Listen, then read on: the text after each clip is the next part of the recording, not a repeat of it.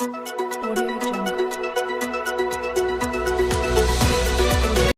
में बेपटरी हुई कानून व्यवस्था, पुलिस प्रशासन की गुंडागर्दी और उपचुनाव में जिस तरह से भारतीय जनता पार्टी ने मिल्कीपुर सीट को चुनाव आयोग के कंधे पर बैठकर रोका है, उस पर बात करने के लिए हमारे साथ मौजूद है आम आदमी पार्टी के राज्यसभा सांसद प्रखर नेता संजय सिंह जी। बहुत स्वागत है आपका।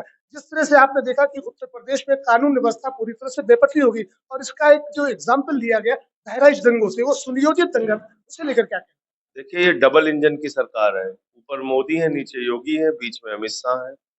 तो इन लोगों का काम क्या है? क्या स्कूल पे बात करते हैं? नहीं। अस्पताल पे बात करते हैं? नहीं। बिजली पे बात करते हैं? पानी पे बात करते हैं? रोजगार पे बात करते हैं? किसान के फसल के बाद दाम पे बात करते हैं? नहीं। प्रधानमंत्री तो खुद कहते हैं गांव-गांव में शमशान बनाना है, कब्रिस्तान जहाँ-जहाँ है। तो उसी काम में लगे हुए हैं। इनका काम है नफरत फैलाओ और राज करो। और जहां तक आपने बात की बहराइच की, तो मुजफ्फरनगर हो, अलीगढ़ हो, बहराइच हो, देवरिया हो, ये सब इसलिए कराया जा रहा है कि चुनाव में करारी हार हुई है लोकसभा में। अभी उपचुनाव है यहाँ पे, इसलिए दंगे कराए जा रहे हैं। लखनऊ में एक दलित युवक की हत्या हो जाती है, पुलिस उसकी हत्या करती है, उस पर मुख्यमंत्री के मुंह से शब्द नहीं निकलते।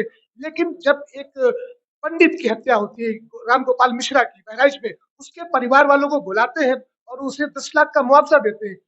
देखिए, मुझे लगता है हत्या को आप हत्या की दृष्टि से, अपराध की दृष्टि से देखिए।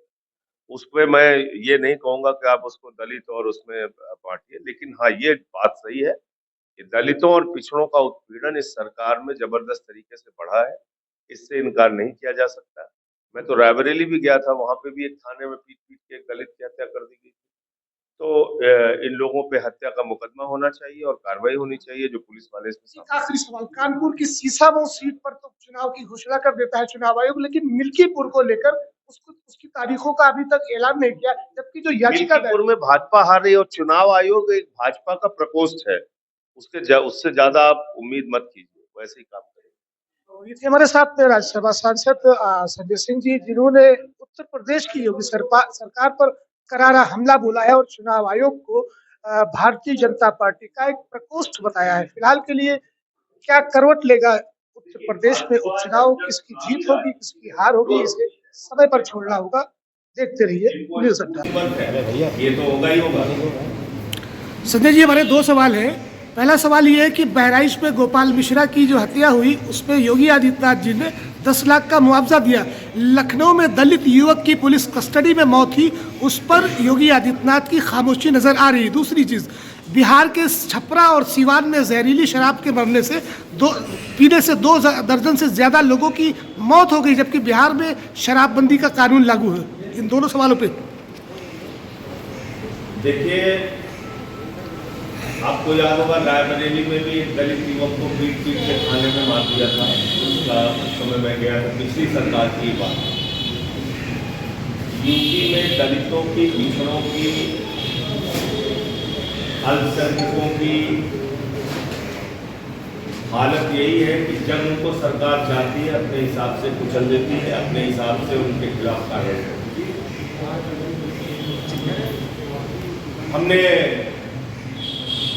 अयोध्या और काशी में भी बुलडोजर चलते हुए देखा और लखनऊ में भी बुलडोजर चलते हुए देखा। लेकिन जो पुलिस वाले ऐसा करते हैं, उन पे क्या कार्रवाई होती है? पुलिस कस्टडी में मौत नहीं कही है, उसको हत्या कही है। हत्या हुई, बिल्कुल। आपने मौत शब्द गलत इस्तेमाल किया, वो हत्या है। और हत्यारों पे क्या कार्रवाई होनी चाहिए? 302 का मुकदमा लिख के उनके खिलाफ कार्रवाई होनी चाहिए।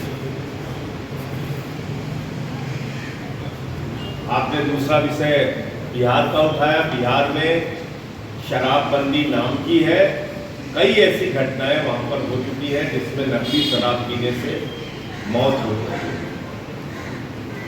तो इस पे नीतीश कुमार जी को सोचना चाहिए कि उनके फैसले को या तो सख्ती से लागू करें या अपना जो फैसला आपने किया है उसको पुनर्विचार करें। क्यों ऐसा होगा? संजय जी, आप संगठन बेहतर